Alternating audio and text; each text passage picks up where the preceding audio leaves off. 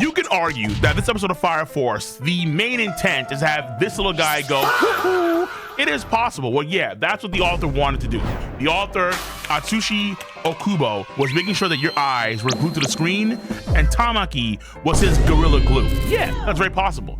But I think the episode goes a lot deeper than what folks would presume, especially when it comes to the author's self-insert character in the episode, Tatsuto. That's right. The author literally has a self-insert character where the author himself literally creates a character and then inserts themselves into the story, and then they talk about their own rhetoric and what I assume he believes, what he thinks about the importance of Eros. And at face value, a powerful main character of the story, Tamaki, but in reality, commentary, maybe even a critique of an observable truth of the universe as we know it, not just in Japan, but globally. When the side characters in the episode, Assault keeps on talking about the importance of life and life and life and how Eros is quintessential in the production of life. The smart character, Licht, talks about her role in the world represents that of life, where even though she has this thing called the Lucky Electra Lure, which is essentially she does something and then activates some sort of crazy supernatural over-the-top fan service moment, which many people have criticized the series for throughout its run, where folks have dropped Fire Force because of a character like Tamaki. That in of itself is the point of the author's intent, and the characters themselves become self-aware, at least some of them do, and they realize that what she's going through or what she has is a necessary product of the world, in some sense too, the world in which we reside in, which is the world of Fire Force, but warped to be the world that it is in a 2D anime sense. But according to lore, it was a 3D real life world. It's not to say that people who will, let's say, view what Tamaki is doing and they wouldn't watch Fire Force, they drop Fire Force because of her actions, they were necessarily wrong. No. In fact, the author was probably very self-aware that a character like her, what she would do would cause some tension with viewers of the series, particularly abroad, where eroticism, that's of the Japanese flavor, let's put it like that, is not everyone's palate, obviously. But I think the commentary as to why the author has the way he has it is very interesting, because what he points to is not just, let's say, concepts that are important entertainment, but arguably what we are as people, as fundamental beings, not just the idea of life, right? Okay, like Tamaki is life, and then Assault points out she's life. Obviously, putting a spotlight on sexual attraction and how that's important for having kids in the future, continuing the legacy of humanity for generations upon generations. That is the obvious in-your-face way of viewing it, yes. But we can go so much deeper. When I was doing my live stream reaction to this episode on my Patreon, if you don't know, now you know, we do so many of these episode live reactions on my Patreon first and foremost. Even though I was sick doing the episode reaction, I was still trying to really push the idea that, hey, even though it seems pretty simplistic in some sense, this is pretty deep. People are going to rage, people are going to cry and complain, or on the reverse, to find it funny and exciting, like fan service is an actual power-up, and the characters are self-aware of this power-up, and so on and so forth. But here's where the depth of the author's mind really comes into play. When the author's self-insert character says, and I quote, "If the cute soldier with the nice figure has to be considerate of others, then doesn't everyone who's exceptional have to be considerate of others too? In sports, we have to let people who suck play as regulars, and universities would have to admit stupid people. You're," referring to his mom, "an elite researcher at Haijima. You're smarter than other people. You're exceptional, right? But if someone wanted to be a researcher and couldn't because they weren't smart enough, this means that you'd have to give up your spot as a researcher for them, right?" So the first layer of the iceberg is a general sex sells, right? It's important to have sexy stuff in entertainment because it will make you bang. One. Level two that we get from the author right here is the idea of exceptional people. How can we equate that to, let's say, a real world sense? For example, looks maxing. The main reason why folks do looks max is for one core reason. It's so they can be exceptional people. The prettier, the more handsome you look, the better your style, facial features, and so on and so forth, the more trustworthy you seem. Arguably, more opportunities in life open up for you, popularity, and then all these things, let's say, lead to more money, things of that sort. Mind you, looks maxing can be very, let's say, detrimental to your mental health, your physical health, and so on and so forth. But even still, because you look super attractive or you look really handsome, Because of that and that alone, you are an exceptional person in the world.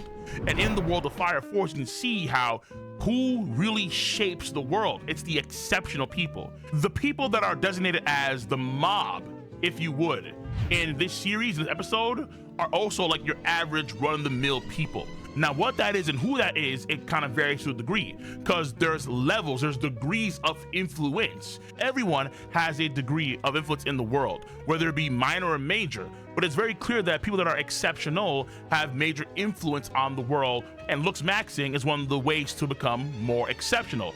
There are also certain talents. They mentioned sports. There are people that are exceptionally gifted with certain physical attributes, and they can excel at certain sports. They can dominate certain fields. One of the criticisms for, let's say, the WNBA is that the women that play the game are not as exciting or not as thrilling as, let's say, the men basketball players when they do the high-flying dunks, the insanely quick dribbling moves, the physicality of the game, the deep threes that the WNBA players seemingly cannot do. At the same time, though, some of the most prominent tennis players in the world are women that are respected in the same leagues as the men are. And so you can see how, in terms of exceptionalism, tennis is more even playing, whereas basketball, the men are way over here and the girls are down over here. The same thing I think goes for soccer as well, even though I don't follow soccer. So you can see right then and there, in terms of sports, the ideas of exceptionalism. The author of Fire Force is someone that can easily claim tremendous exceptionalism, because the author of Fire Force has created 2 outstanding series, both Soul Eater and Fire Force, that got their anime. And on top of that, his student, Kei Urana, is the author of Gachiakuta, another very popular, at least it's getting up there, very popular anime series that's gonna get season 2, probably season 3, and that series is hella gas. In the anime, the mother of Tatsuto starts to complain, well, all you have is this girl right here. She's young and she's very attractive, and she's flaunting off her body in front of everybody. That's disgusting. Then what does the author say? The character himself notes to how she probably trained very diligently. You can see how her body has been well honed over daily dedication to her physical skills. So whether, let's say, be sports, looks maxing, whether it be your field of profession, so you're an exceptional doctor, you're not just a doctor, but you're an exceptional doctor. Let's say you're an exceptional lawyer. Let's say you are in a political field, or let's say you're gonna have a top tier streamer or content creator. A lot of times folks do have natural gifts, of course. Folks do accentuate those natural gifts, whether it's their physiques, whether it's their charisma, the gift of gab, their social and their financial connections, whatever it is, they have certain assets or certain gifts. But a lot of times, in order to be really exceptional, you also have to be consistent. You have to work hard at it. Does that apply for every person across the entire world? No. There are those that are born with a silver or even golden spoon in their mouth, for sure. Doesn't mean that folks can't work their way up to being more exceptional as time passes on with dedication and consistency. And Tamaki, her body is a result of that. Constant dedication, being a part of the Fire Force, holding her body, going through trials, tribulations, even life and death. But the main thing is that she was consistently working on herself to improve herself, and that's why she has the body that she does.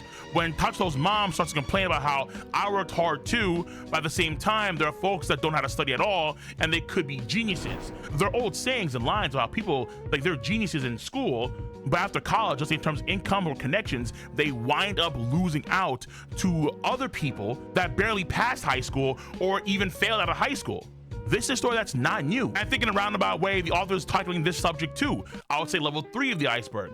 The idea that you do have exceptional people, but the road to exception isn't just something that is innate within people. It is something that you can actually strive for on a day-to-day basis if you have the discipline and the willpower to do so. And what that exceptional trait of yours could be, it may not be your physique. It may not be, let's say, your ability to speak or lack thereof. It may not be, let's say, your knowledge and your memory, but it's there in some degree, and it's about honing that to the highest levels you possibly can, where you can be truly exceptional, right? So there's 3 layers to this iceberg. Life. Life. Oh my God, wow. Just have kids and just, yeah. And obviously, to be fair, in Japan, there is a situation where the average age is getting older and older and older by the year.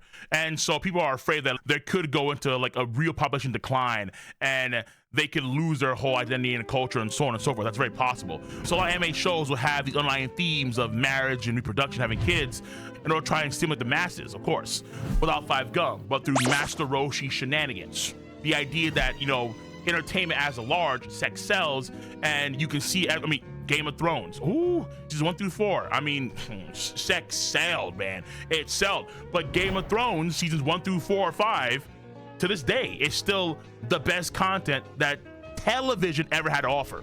Bar none. Bar none.